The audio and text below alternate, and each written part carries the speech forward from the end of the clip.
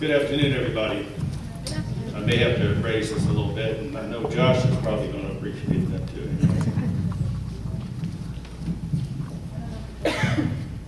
Okay, can you hear me okay? Yes. Put it up like that. Okay, I want to start by saying I accept humbly the term farmer emeritus, as your program calls me. I still own a 50-acre organic farm in western Pennsylvania, but I don't farm it every day. Tenant operators continue to build the goat creamery and organic vegetable business that my late wife Lucinda and I started 10 years ago. After she died 4 years ago, I realized that I didn't want to continue farming without her, so I found someone else that could pick up the dream and run with it from where we were. I continue to mentor them and assist them in any way that I can because I live just 10 miles away. Your program says, and Hillary just said, that I made history in protecting my farm. That is true in a narrow sense, that I placed it on a conservation easement that attempts to protect it by recognizing certain rights of nature possessed by my farm's ecosystems that would be violated by an industrial activity like fracking.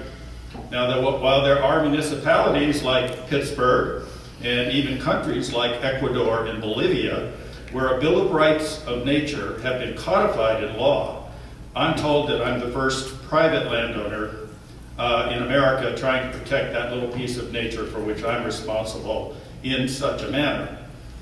So, before I proceed, Hillary said a little bit about fracking, but I realize that a lot of people don't really know just how bad it is, so I'm going to give you a little paragraph of how bad it is. Unconventional drilling is an extreme form of fossil fuel extraction that came to Pennsylvania in 2004. Wells are drilled a mile down vertically and a mile out horizontally in a process known as hydraulic fracturing, or fracking as it's come to be called. As much as 2 to 9 million gallons of fresh water are slicked with 80 tons of chemicals per well. Many of these carcinogenic chemicals, some kept secret from the public, mixed with silica sand, and then the entire mixture blasted into the shale at 15,000 pounds per square inch, opening up cracks that release the gas. Now, the well pads are 5 to 10 acres in size, with about 8 wells drilled per pad to extract gas from a square mile of shale below them. About 1,500 diesel truck trips are required per well drilled. So listen to this. At the surface, in Pennsylvania alone, thousands of miles of new roads, gathering pipelines, compressor stations, cryogenic midstream facilities, and major new 36-inch pipelines to carry the gas to markets are going to be needed. The toxic waste flowback that comes back up carries radioactive elements from the shale itself and must be hauled away to be shot again at high pressure down something called injection wells. A 50-year plan for Pennsylvania will construct 150,000 such wells connected by an industrial overlay at the surface that will spread over half the landmass of my state. The unprecedented fact of fracking is this. Instead of zoning off a toxic industrial practice, we are putting fracking right on top of where people have their farms, their homes, and their schools, and throughout our forest. With that comes ruined water and toxic air emissions, including tons of methane emissions, hastening climate change. As Joan Gassow said at the table this morning when we were talking, fracking proves us to be an insane species. 6 months after my wife died, faced with this coming at my farm, I stood up and declared that my farm would remain forever inviolate of shale gas extraction. Surrounded by 50 anti-fracking activists, on May 10, 2012, I said this while dropping a portion of Lucinda's ashes onto the high pasture that she loved so much. I said, I act in the spirit of the founders of this nation who proclaimed in our Declaration of Independence that the laws of nature and nature's God entitled them to throw off the oppression of the British Crown. Fracking for methane gas is an extreme form of fossil fuel extraction that represents a much bigger oppression that is bearing down on all of us. This American flag, I have a flag beside me, is losing its potency as a symbol of justice and freedom. The republic for which it stands is being bought and sold as though being traded on the commodities market. We are losing our democracy. Governments are protecting corporations, not people. These words that I said that day point to why the conference organizers asked me to come speak to you today. I come as an impacted one, and to speak for me and others whose lives have been hit hard by fracking. But if I may, I want to speak the most of others more harmed than me. Last year at this conference, I said, first they must fracture the community, and then they can fracture the shale.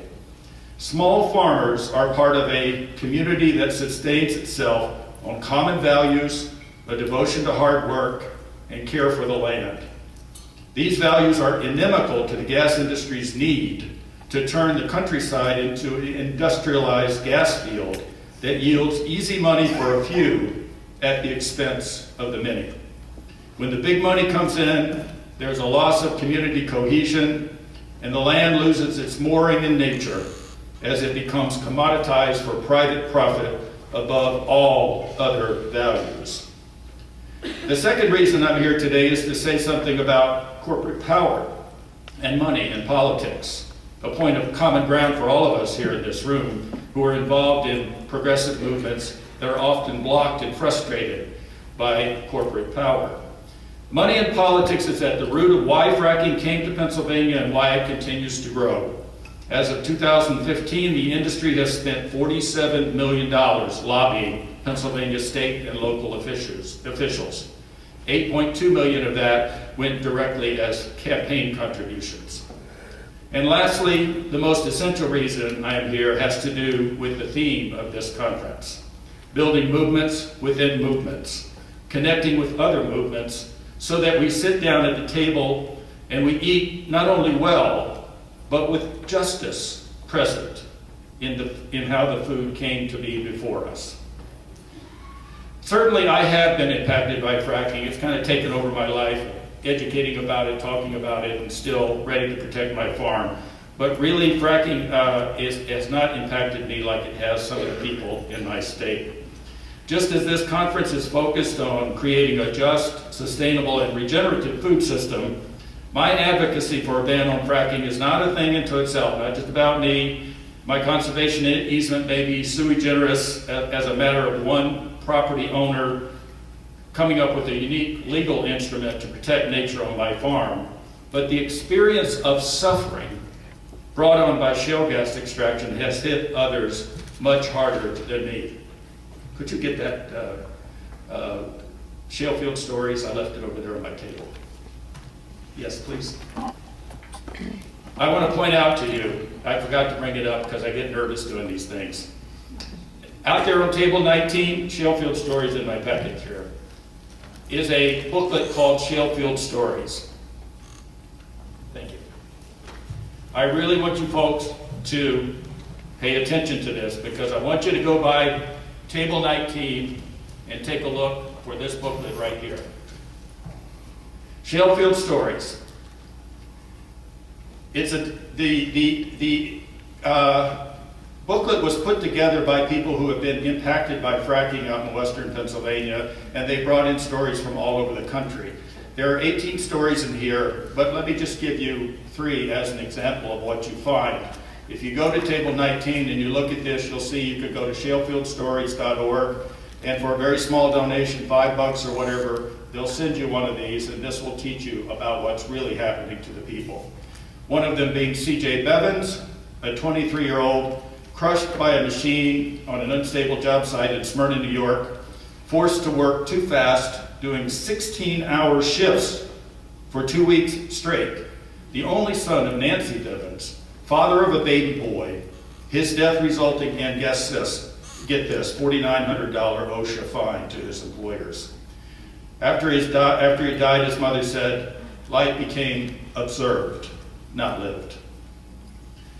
Frac sand mining out in Wisconsin is profiled in this booklet. It affects Native American communities, the air filled with silica dust, residents buying $1,000 HEPA filters to keep the dust out of their homes, a whole generation of people probably looking at silicosis in their older ages. Michelle Beagle in Bedford County, Pennsylvania, on her land since 1983, speaking wistfully of those days when everyone got along, everyone was family, we kept an eye on each other, you could count on people. But now there's a division between people. Watching her cows dwindle away and die after the compressor station came in, blacking out in her yard after a blow-off from the compressor station, falling so many times that she broke every rib in her chest except for one, finding that her husband and her 27-year-old son were diagnosed as sterile. And lastly, her $125,000 home devalued by the bank below the $33,000 she still owned on it, so she's stuck there. She doesn't have the means to go anywhere else. And then on top of stories like that, we have studies. Statistics can go by sometimes too fast. I'm going to rate them somewhat slowly because these are amazing. Heavily fracked counties in Pennsylvania have 14% greater infant mortality, 23% greater perinatal mortality, 35% of children ages 0 to 4 have cancer. 35% more of children ages 0 to 4 have cancer if they live near a frack site. Cardiovascular disease for the adults is most strongly associated with living near a frack site. The likelihood of premature birth goes up living near a frack site. So you have stories in here, you have statistics swirling around from universities that are peer-reviewed, and you'd think that it would make a difference. But the people in this study, in all the studies, academic studies, have been rendered largely invisible by the corporate juggernaut of advertisements from the gas industry. The think about it commercials that you hear even on national public radio, disseminating lies about climate impacts and the safety record of this industry. The ill health of people in the gas fields, their ruined water, their dangerous air, the expendability of its workers, all of that is rendered almost completely invisible by the PR machine of the industry and their bought politicians in the legislatures who don't care to look too closely. So when I declared my farm off limits to fracking, I was joined by my neighbor, organic fruit farmer Jenny Lissek, who released a document called The Harmed, the Sickened, the Dead, and the Disappeared. It compiled more than 200 cases of people and animals living in gas fields who had become sick and some had died from exposure to air and water contamination associated with gas field facilities. Now Jenny has worked that up into List of the Harmed. You can look that up, List of the Harmed. More than 16,500 cases just a few years later that chronicle just how much this industry has impacted the lives of people. Dr. Sandra Steingraber, everybody in New York knows her, has said that these stories and facts make it plain that what we're talking about here is a human rights issue. And yet the industry's bullhorn shouts down each of them and sows doubt as to the causation and essentially disappears them from the public eye. So, let me go to the last part. What do we do about this? How do we respond to this? How do we fight our separate battles to end fracking, for healthy food systems, for a reduction in greenhouse gases and stabilization of our climate, for a renewable energy future, for communities based on tolerance and love and nonviolence? How do we connect our movements? I want to suggest that my email box of the last couple of weeks gives a little bit of an idea of who's in the same game here of transforming our world to where it needs to be. There are high school kids in Oregon who are using public trust law to sue the state for failure to act on climate change.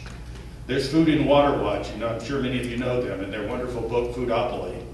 There's the Organic Consumers Association.